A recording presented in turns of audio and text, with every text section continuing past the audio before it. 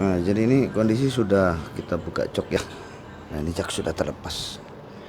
Bautnya ada di sebelah kanan, nah, dari sini.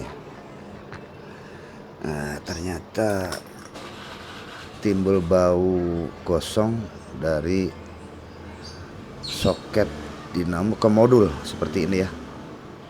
Kita periksa, nah ini bentuknya jadi terbakar. Nah, setelah kita periksa ternyata terdapat beberapa koneksi kabel itu kendor antara kabel aki atau catur daya ke arah modul.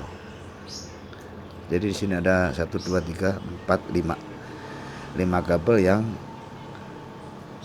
dari arah modul ke dinamo.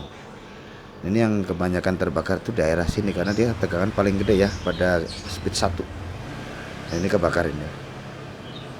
Jadi tidak usah panik, kita tinggal kencangkan lagi saja baut ya dengan kunci 8. Ini baut-bautnya. Ini mempergunakan kunci 8. Setelah rapat tinggal lebih aman lagi balut dengan lem bakar seperti ini ya.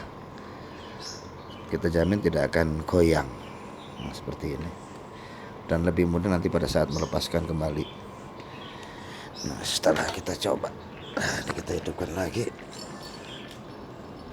Nah, speed sudah tidak terdengar suara ngorok lagi. Jadi kemungkinan besar ngorok diakibatkan koneksi antara kabel catur daya ke modul tidak tersambung dengan sempurna alias putus sambung. Demikian guys, terima kasih.